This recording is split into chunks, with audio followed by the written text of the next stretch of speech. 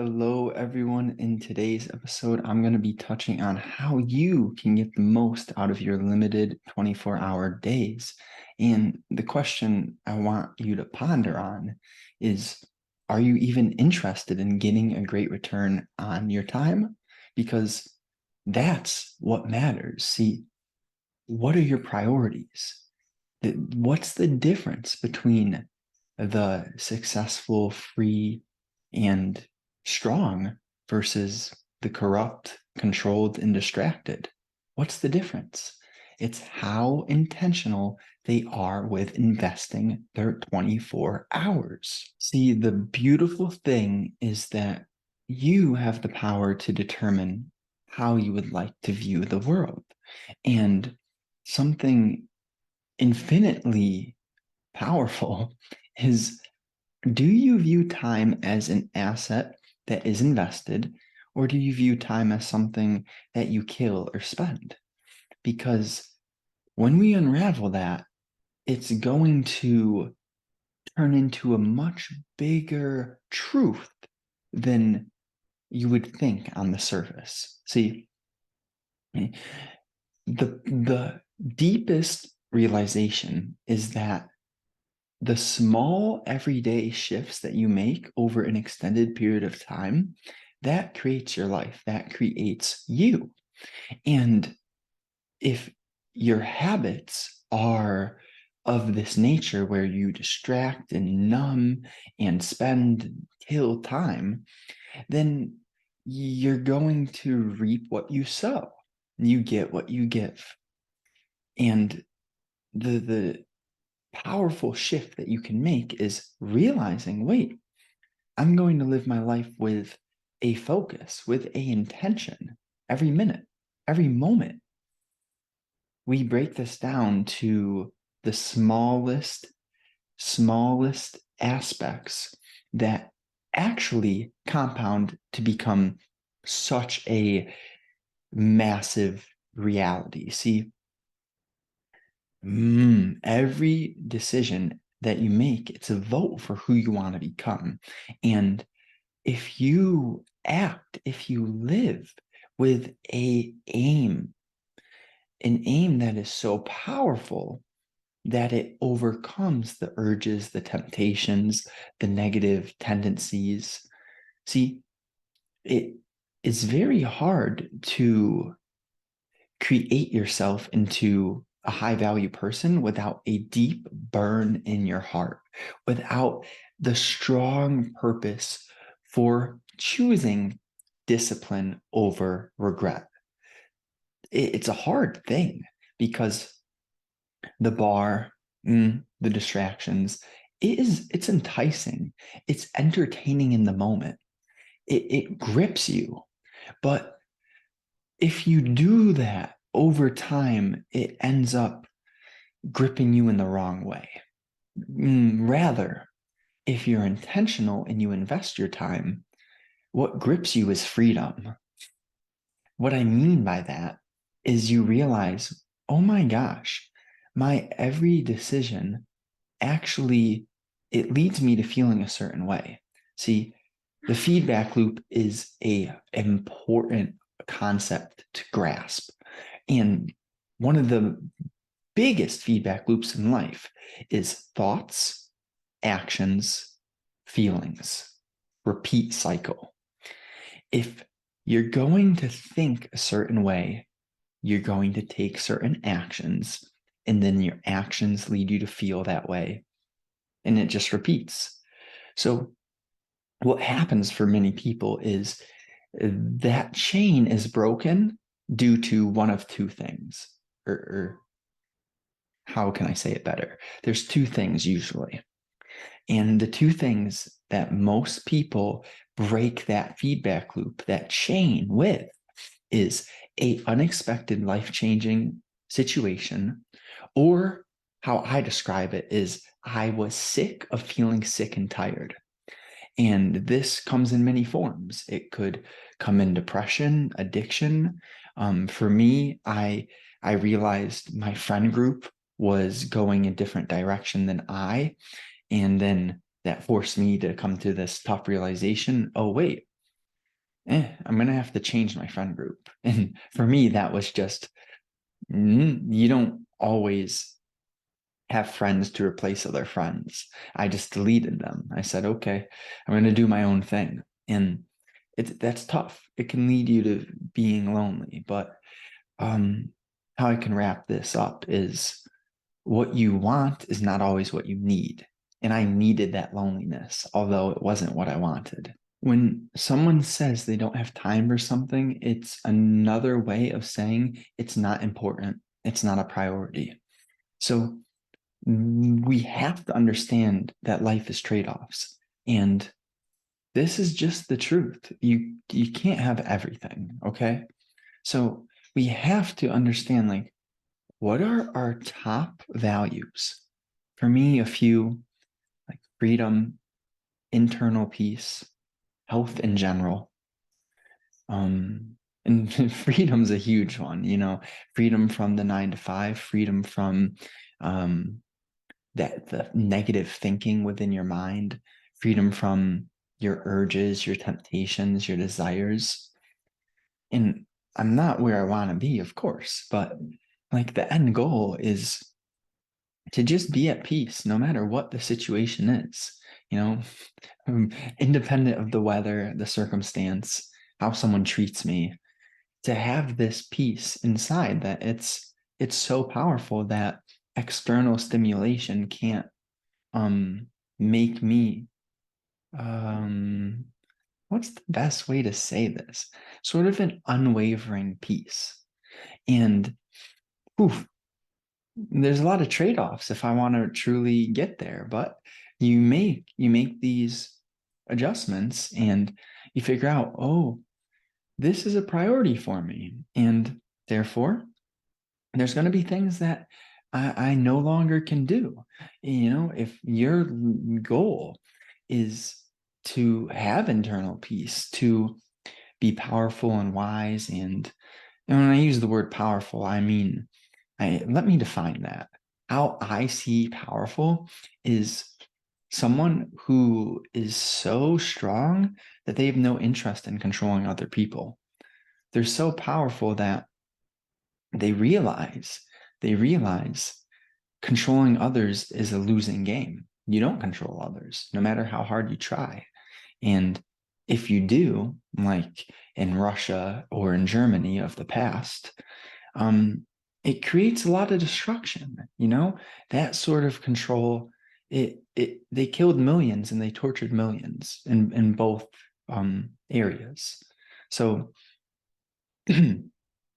people like Christ, the Buddha, these teachers, Ram Dass, these teachers, they understood that there's not many things you control. And one thing you do control is your actions and your style of thinking. And what Ram Dass says is your everyday actions should be an avenue to becoming free. So that's going to mean something different for everyone. But for me, what makes my heart and my mind feel free is doing something meaningful, which it feels like that's what I'm doing here when I'm spreading a message. Well, first of all, the context is that much of our society is confused, has the wrong priorities. I don't want to say that, the wrong priorities, the wrong values, but maybe misconstrued or confused, distracted values, distracted aims. See, culture in mainstream society, it seems to not get the point, not understand the point of life. And what the point of life is to enjoy the journey. And you don't enjoy the journey by numbing your emotions. You enjoy the journey by learning how to understand yourself, your emotions, your desires, tendencies, thought processes, your physiology, the history, the awareness that thoughts are simply like clouds in the sky passing by. You are not your thoughts. I read this statistic that the average person thinks 70,000 thoughts a day. You're not your thoughts. You are the awareness of your thoughts, the thing that notices, oh, there's a red car. You're the thing behind that thought. And these are tough concepts to articulate via language, but if you know, you know. So to get the most out of your time, there's a concept that is called flow. And what flow is, if you've ever played a sport before, this is where I first came into contact with it without knowing what the concept was. But now looking back with the education that I have, I can realize, I was flowing. And the best way I could describe it is when you're playing a sport and you're not thinking one bit. You're playing the sport, you're immersed in the moment. You're doing the stuff, like you're moving, making decisions, but you're not thinking about it. Or another example would be, you ever drop something and then you catch it? And for me, when that happens, I didn't think, oh, that thing's falling, I'm going to catch it. I didn't think that. I simply went, whoop, give me that. I didn't say, give me that. That's my ego, my sense of self, just playing. But what the reality is flow is one of the most powerful states of mind. And just for an example, there are many states of mind. When you're hungry, when you're angry, when you're sad or crying, all different states. And so is flow. And how do you get into flow? There is this diagram that I remember seeing from Dan Coe. And flow is in the middle of where something is not too hard and it's not too easy. Flow is right down the middle. It's this intersection of, I'm focusing on something that is meaningful. I have a bit of competence in this area, but there's more for me to learn. I can advance my skills in this domain. And I mean, that's more of a rational definition of flow.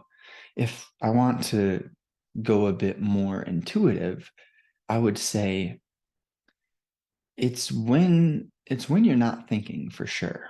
You're not thinking. And it's very natural.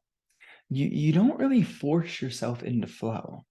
Some practical methods of getting there would be, if you do breathing practices, that's a nice way to get there. If you write and you forget about, what time it is, what you're going to do later, etc., and you're just in the moment, that's flow. So you could get there through many avenues. I think the foundation of flow would be that you're focusing your attention on one thing. It's this one pointedness that I heard that quote from Leo, that phrase from Leo Gura at actualize.org. But the more that you're operating from a flow state in your everyday life, I can guarantee you this, I promise you, your life gets better, like all parts. I'm not saying like that, but I'm saying if you optimize your lifestyle to focus on creating as many flow states as possible, you can't really go wrong. You really can't. And I'm not about black and white thinking, but that's one of those statements where I can guarantee you, the more you operate from a state of flow, the better your life gets. I'll stand my ground on that one. You think in a big picture way is probably one of the most important things anyone can do for themselves. So what is big picture thinking? It's strategic. It is balanced, and it is not too zoomed in nor too zoomed out. So when we talk about the big picture, I'm not saying to forget about the short-term stuff.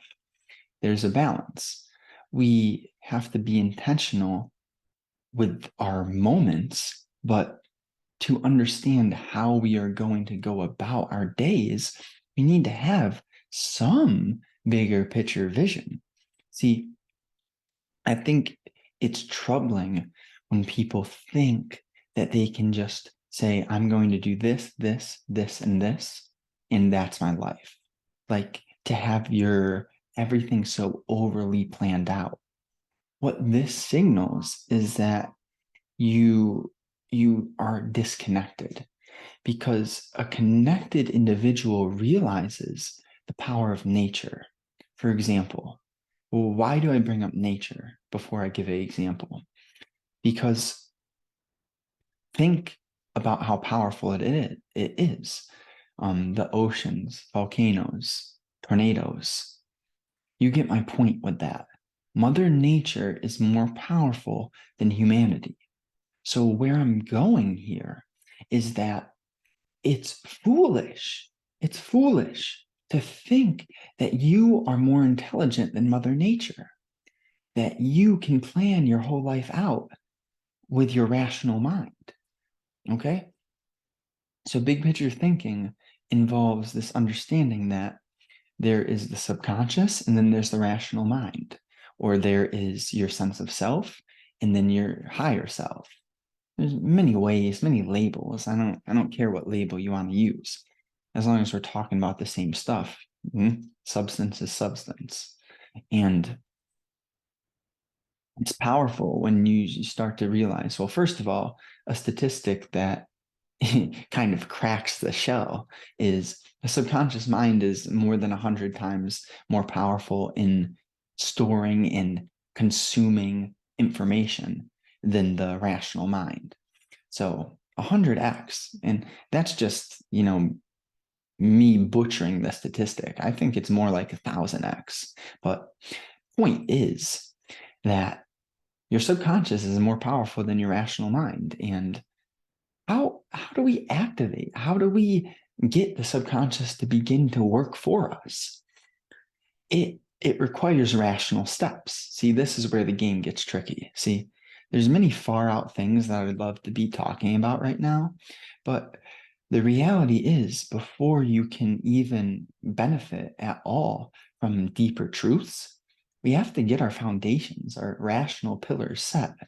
So what are these pillars? Like, what these pillars are, like for your big picture practical structure, is understanding financial literacy, your physiology, which is your fitness and your nutrition, and then your psychology, which is how your mind works, noticing that you are not your thoughts, you are the thing. Just as, clouds are in the sky is not only clouds.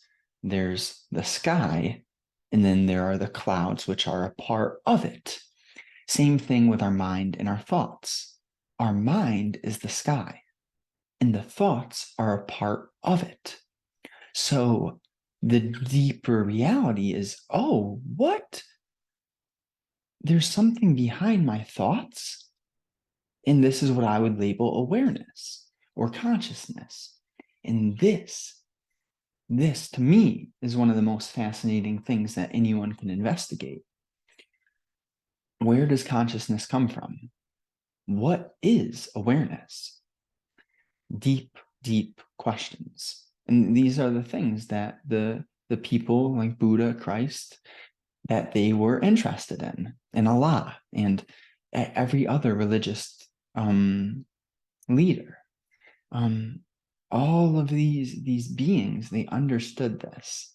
And I'm not at all near their level, not one bit, but I like to study what interests me. There's a theme in the big picture.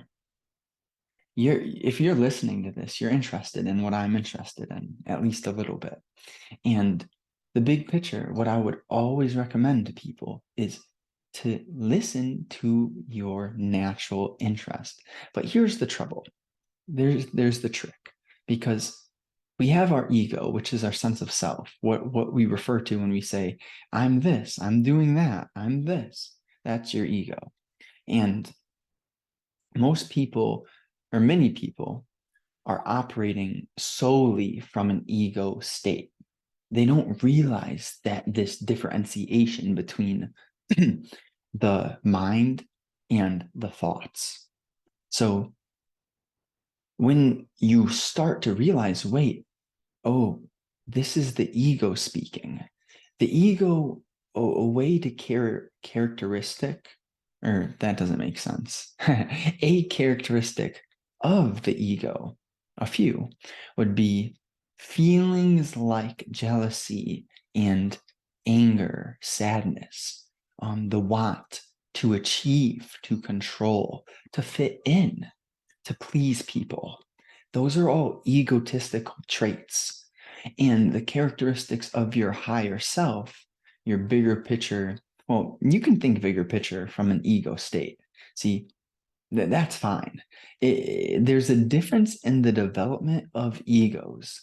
So certain egos are very immature, childish.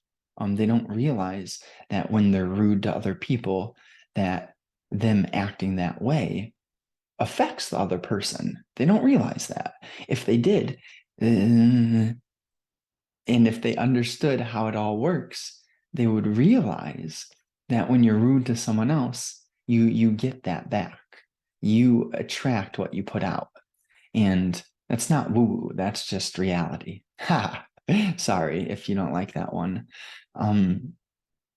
But it's a game. And when you turn it into a game, you realize, oh, they're at this stage of ego development. Another person is a bit more aware. They see, they realize that what you put out is what you receive. So this is the bigger picture thinking bigger picture in both emotional, practical terms, and then deeper terms. There's many differentiations to make, but what the balance is not getting too far to either side.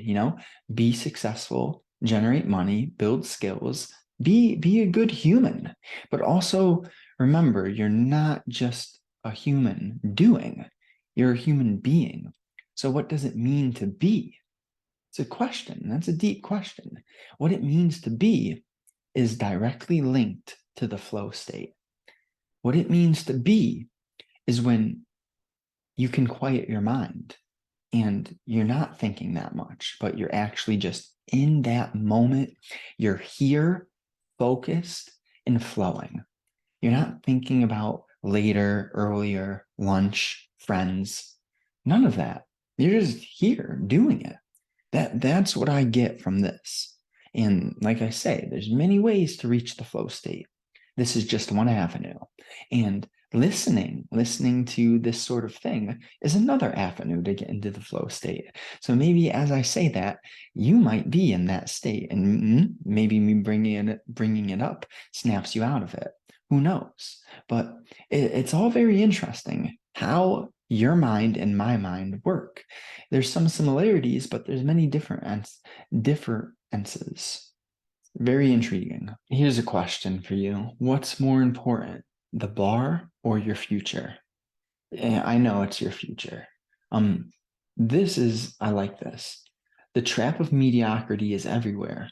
Many humans will hang out with other average humans just to avoid being alone with their mind, which knows they could become much more than they currently are if they'd get real and begin asking deeper questions about what they desire. So I'll ask you again, the bar or your future? And it's a tough one, right? What I see in many people, because this was my experience, and sure, my experience is not many others, but it also is many others at the same time. And what I went through was being around mediocre people. It helped me feel better about being mediocre. and oh, that's a trap. See, many intimate relationships are simply two average people being average together, settling. So many people settle. And what I want to ask you is, what will hurt more? The pain of committing and doing the work for your future self that you know you could become, or the pain of asking, what if I decided to do the work and believe in myself when you're older? What question is better? See, if you wait until you're older to ask these questions, you're filled with that what if, that never ending regret. And I don't want you to feel that way. Regret is a painful thing because it's never ending, it's infinite. And of course, you can heal that, but at the same time, doing the act, believing in yourself, like saying, well, back against the wall, I'm going to do this because it feels right on a deep level. That's the trusting of your intuition. The uncertainty, the adversity that comes with betting on yourself, that creates you into exactly who you need to become. And when you're mediocre, you become the opposite of what you're supposed to be. You settle, you don't grow nearly as much as you should. You probably go backwards. Honestly, it's ridiculous. So many human grown adults are simply children. They have the mind of children in grown bodies. You can tell this because they'll treat others rudely. They lash out, they cut people off in traffic and in conversations. They are not considerate of what they're doing and how that is going to affect the world in general and other individuals on just a simple emotional level. And when you grasp this concept, you become more compassionate due to, usually it's going through pain and overcoming that pain, realizing, oh, I wouldn't wish that upon anyone else. So therefore, I'm not going to act in a way that I add to the suffering in our world. This is the question. This is the concept. How can we become the sort of being which doesn't add to the suffering in the world? And a deep question. You know what my conclusion is? You have to do this work on yourself, this internal and external work that turns you into someone who is so aware and confident and understanding and kind and just balanced, at peace internally, so that you don't lose yourself, that you make sure you're acting in a way which you don't lash out. And this comes from awareness because, see, the truth is you will always have your emotions. For me, some of my negative traits are of my past. They're still there, but now I'm more aware of them. Things like being a hyperachiever or being too detailed, wanting everything to be my way, or trying to tell people what to do or think that how I do something is the best way. That stuff, I'm aware of it and it's still there. But since I notice it, I don't let it grip me nearly as much as it used to when I had a lower awareness. I wasn't even recognizing, oh, Justin, you're being this. You're doing something that you don't want to do. I didn't know that.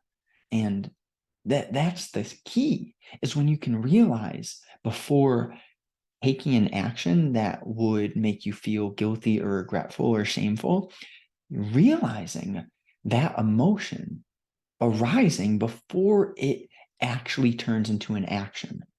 If you can raise your awareness to the point of noticing the emotion prior to making it an action, you level up. You level up. And that is a profound key. And it's taken me thousands and thousands of hours to get to this point of doing just many different avenues of focusing my mind, personal development. So some questions, actionable questions that will help you if you answer them. Where are you wasting most of your time? For me, it was my environment and distractions, which they're vice versa. You know, your environment can be a distraction. But other forms of distraction like entertainment, porn, just bad habits, essentially. Bad habits. And then my next question is, are you watching too much entertainment? Well, who would have guessed? And this is hilarious. Video games, wasting time with friends. What's more important, your hobbies or your future? Yeah, that's a good one. I'm not saying don't have friends, not saying don't watch entertainment. What I'm saying is get clear on your priorities, learn how to balance. That's important. And really, is it discipline or regret? Because like here's a simple tip, and I'll unravel it. But this tip would be, if you want your life to get better, wake up early, wake up super early. Like I wake up at 3 a.m. You don't have to wake up when I wake up. Just saying earlier than you do now, and continuously move it up until you're at a point where you feel good. Why do I say this? It's going to be different for everyone. Maybe you do the opposite. You go to bed super late. And I don't even know what I was trying to say, but the opposite of waking up early would be waking up late. I don't know. What I mean there is you need to figure out when your mind works best. For me, my mind doesn't work best at night. It's when I am more undisciplined and I can have temptations and make mistakes, essentially. So I go to sleep so I don't do that. And then when my mind works best is when everyone else is asleep. I have no distractions. Wake up, it's peaceful. That's how I start my day. And I get the most done in the mornings. Do so much when your mind is operating at its max capacity. And there's a lot of factors that go into getting your mind at the max capacity. If you're interested in that, well, if you're tired of feeling average or mediocre and you desire like some confidence, a strong self-belief, a physically powerful and aesthetically pleasing physique, if you want these things, like we can do that together. I'll drop a link below, and if you'd like, one of two things. It'll either be an opportunity to schedule a call with me, and then we can see if we work, or you can shoot me a DM and then we can chat there. So if this was valuable, I do these for many reasons. They're helpful for me, helpful for people who are interested in this content. And just do me a small favor, please, maybe, and drop a like, get the algorithm going. And if this was enjoyable, if you had any nuggets, takeaways, feedback, reply. Love conversating with people of a similar nature, people who understand where I'm at. And yeah, lastly, just share it with a good friend. If you think that this would help them, tell them why you're sharing it. Don't just share them a random link, because then they're going to be like, what you doing? Haha. Thank you so much for tuning in. I appreciate you so much, and enjoy yourselves. Until next time.